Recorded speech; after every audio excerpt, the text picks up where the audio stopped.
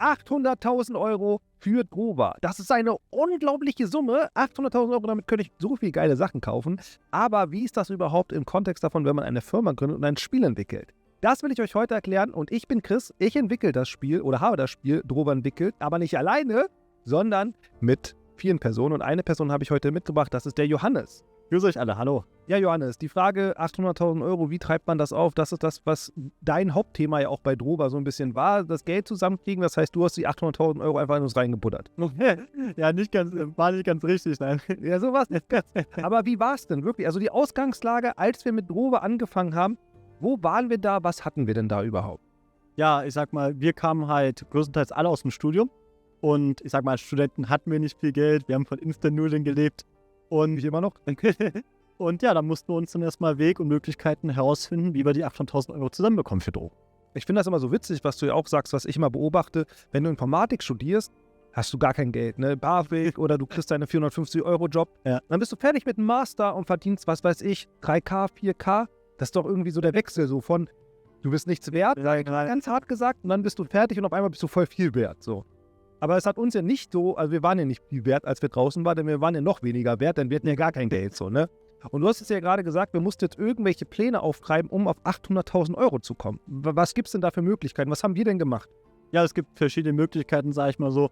Man kann Kredite aufnehmen, man kann Förderungen reinholen, sowohl lokal, Bundesgames-Förderung, was wir auch zum Teil getan haben. Man kann auch sich auch andere Partner sich zusammenfinden, Investoren, man kann auch, sag ich mal, Firma gründen, seinen seinen Stamm, also seinen Anteil der Firma verkaufen. Da gibt es halt viele verschiedene Wege und wir haben da uns unseren Weg, sag ich mal, gefunden da drin. Also es ist realistisch, einfach muss euch einfach sein, keiner schenkt euch Geld.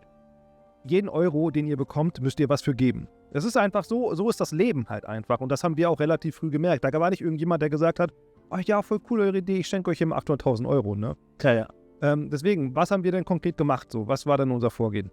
Unser Vorgehen war, also ich sag mal so, man guckt ja immer sehr stark so quasi auf Förderungen. Da haben wir den ersten Teil genommen. Also wir haben die Games-Förderung genommen. Die hatten Genial, ne? auf jeden Fall sehr, sehr gut für unseren Case. Also die übernimmt halt 50% der Projektkosten. Und ich sag jetzt mal, dass da ist an diesen Förderungen immer das Gute, die muss man häufig nicht zurückzahlen. Und das ist natürlich immer schon was Vorteilhaftes.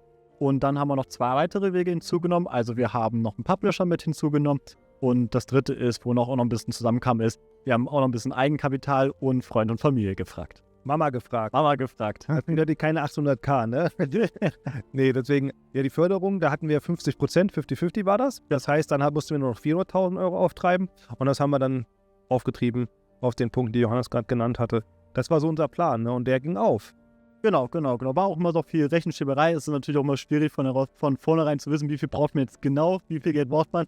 Aber ja, so in der Form haben wir das halt zusammengebastelt. Ich finde schön, dass du es gesagt hast und das ist meine nächste Frage, die auf meinem schlauen Handy steht. Schön. Wie konnten wir das dann überhaupt abschätzen, dass wir 800.000 Euro gebraucht haben oder brauchen werden? Ja, das war eine ganz, ganz schwierige Frage, ne? Und ich habe da auch Leute gefragt und ein bisschen versucht, auch Erfahrung reinzuholen und die meinten zu mir so, Johannes, das ist immer ein bisschen Glaskugel lesen halt, ne?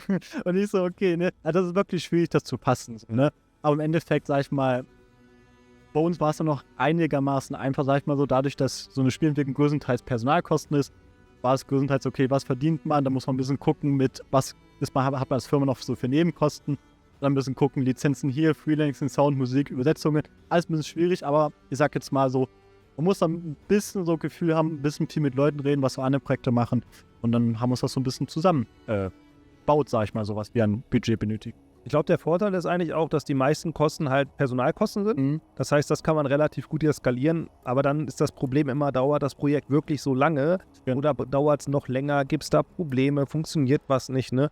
Und danach haben wir uns relativ stark strukturiert an der Dauer und haben gesagt, okay, wir brauchen 2,5 Jahre, glaube ich, waren geplant. Genau. Und haben dann einfach gesagt, okay, dementsprechend zahlen wir uns halt Gehalt aus, plus was du auch meintest. Und sind einfach auf eine Summe gekommen und haben gesagt, jo, das passt schon, ne? Genau, es ist ja meistens so, manchmal schiebt man das ja auch noch ein bisschen hin und her, sag ich mal so, dann es ist halt realistisch gesehen, es bekommt immer ein bisschen anders. Das weiß auch der Publisher. Also der Publisher hat nicht so, dass er gesagt hat, okay, das ist rum, gibt kein Geld mehr, sondern dann sagt man, okay, komm, da gibt es die Probleme, man redet dann darüber, wie kann man da noch irgendeine Veränderung einbauen. So. Aber ich muss schon sagen, prinzipiell haben wir alles im Rahmen eigentlich super gut passt eigentlich. Also eigentlich hatten wir nicht so, wo wir bei der Förderung irgendwie was verlängern mussten oder Probleme hatten, mehr Geld brauchten. Eigentlich waren wir Punkt, genau. Wir waren nicht immer on Tour und so weiter. Das ist ja auch immer, was ich empfehlen kann, ist nicht immer nur eine Woche vorauszugucken, sondern sich auch ein bisschen Spielraum, sag ich mal, zu ermöglichen, dass man auch weiß, okay, die nächsten 2-3 Monate müssen wir erstmal um nichts Großes kümmern. Und dann kann man auch immer, hat man auch Zeit, wenn es mal was schief läuft, dass man ein bisschen reagieren kann und jetzt nicht gleich darauf achten muss, wie kommt nächste Woche das Gehalt aufs Konto. Ich glaube, wichtig ist halt auch, was du meinst, dass man transparent ist, dass man darüber redet. Und aber was einem auch bewusst, was ich auch vorhin schon meinte, dass jeder möchte etwas also jeder, der dir was gibt, möchte etwas. Und das war ja bei uns halt auch so. Das war ja nicht so, dass Deck 13 gesagt hat, oh ja, ihr seid viele Boys, komm, wir geben euch das Geld. Hier, habt das, macht was Geiles damit, sondern wie läuft das jetzt da denn genau ab, so mit Deck 13 so. Natürlich können wir da nicht konkrete Zahlen nennen, aber so prinzipiell, wie läuft das denn theoretisch ab? Genau, also ich sag mal so, das wird man bei vielen Publishern auch so handhaben, dass man über einen sogenannten Meilensteinplan läuft, ne? Also man kann sich das vorstellen, man definiert vor Projektanfang, definiert man Meilensteine. Meilensteine sind halt immer so eine Abgabe deines Produktes mit gewissen Inhalten, die definiert man vorher. Und wenn du die erfüllt hast, dann bekommst du halt Geld. So, das ist halt eine. Es gibt auch noch andere Varianten, aber das ist zum Beispiel eine Variante, die wir gemacht haben. Das heißt, wir haben abgeliefert und dann das, was wir abgeliefert haben, dafür haben wir Geld bekommen. So, ganz klassisch gesagt. Pro Monat, ne? Oder pro 3 Monate kann man selber einstellen. Genau. Bei uns war es tendenziell monatlich. Ja. Aber da gibt es auch verschiedene Varianten. Bei uns hat der Plan eigentlich ganz gut funktioniert. Genau, und dann muss man natürlich auch, und wenn man das Geld bekommt, muss man ja auch was eingehen mit dem Publisher, ne? Und da gibt es auch verschiedene Modelle, dass man sagen kann, Revenue Share, was, wenn das Produkt verkauft wird, kriegen wir, was weiß ich, 60, 40, 50, 50, 70, 30, 100, 0, bis das Geld wieder drin ist. Da gibt es ganz viele verschiedene Variationen und was uns halt sehr wichtig war, oder was als Studio war uns das sehr wichtig, dass wir das Geld sofort sehen. Also das ist ja so ein Punkt. Es gibt ja auch Verträge, wo man sagen kann, okay, erst wenn ich die dreifache Summe raus habe, kriegt ihr überhaupt einen Cent davon, sowas in der Richtung. Und das war uns halt sehr, sehr wichtig, dass wir darüber reden. Darüber können wir reden, oder? Das, was ich gerade sage, ne? Wir können nicht. Wir werden natürlich nicht reden, was jetzt konkret ernst ist, aber genau, das war uns halt wichtig einfach, dass wir gesagt haben, okay, wir wollen ja, wenn das Produkt draußen ist, dass wir probieren, selbstständig davon sofort leben zu können. So, und nicht, dass wir erstmal 3 Monate irgendwie was zurückzahlen müssen. Und was hast du dazu noch was zu sagen? Genau, ich glaube, da war es ganz, weswegen dass wir dann schon ein bisschen kritisch sind, ist deswegen, weil du willst ja, wenn du eine Firma aufwillst, willst du natürlich die Firma auch nicht nur das eine Projekt, sondern meistens willst du auch noch mehrere Projekte machen, ne? Und dann gibt es diese Phase von, du hast Release und dann zum nächsten Projekt. Und dann ist natürlich blöd, du hast Release und dann auf einmal, ja, was ist jetzt in diesem Zeitraum halt? Meistens ist die Planung deines Geldes auf den Entwicklungszeitraum. Das heißt, theoretisch, einen Monat nach Entwicklungsende hast du kein Geld mehr, sag ich mal. Bekommt die Insolvenz. Genau so. Und dann man hört es ja häufig so, Projekt ist fertig, erstmal Hälfte Mitarbeiter entlassen und so weiter, ne? Und so ist es halt blöd, sowas wollten wir nicht. Deswegen war uns das halt wichtig, dass wir halt wirklich auch, sag mal so, zukunftsträchtig und sicher halt auch die Firma handhaben können mit dem Release. Und deswegen passt halt das nicht so ganz, wenn man sagt, okay, Release und dann bekommt nur eine Seite das ganze Geld und die andere Seite sitzt da, ja, wir müssen ja auch immer noch Gehälter zahlen. Da wäre ich immer ein bisschen argwöhnisch, ne? Also so ein Publisher mit sowas kommt, dann würde ich immer sagen, verstehe ich, aber da muss man sagen, der 13 hat sofort gesagt, nee, komm, das ist Bullshit, wir machen das nicht so. Und das muss ich sagen, das ist auch, was uns sehr wichtig war, wo man auch Vertrauen aufbaut, weil es ist ja nicht zweiseitig, wenn du mit so jemandem zusammenarbeitest, der dir Geld gibt, dann erwartet er von dir, dass du lieferst, aber andersrum ja auch, dass du auch das fair bekommst. Genau.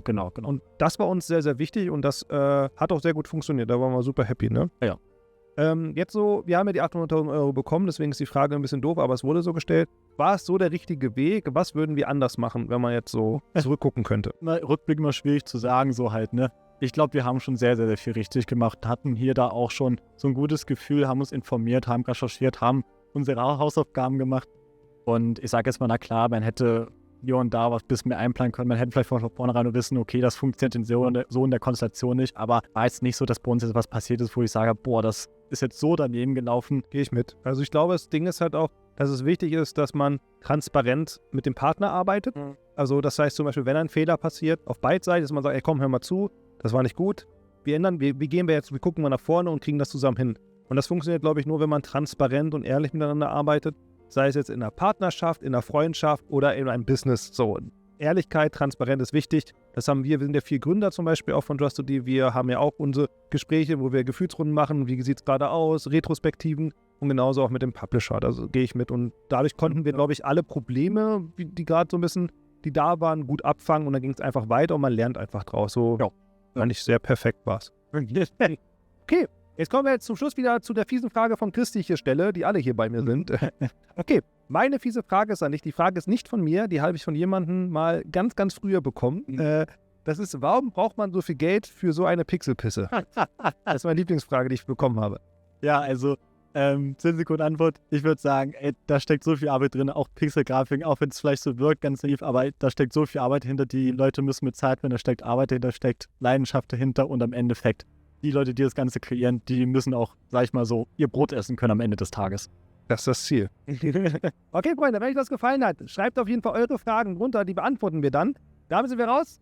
Liebe Grüße, Chris und Johannes, macht's gut. Sometimes an outsider is needed to remember the Forsaken King.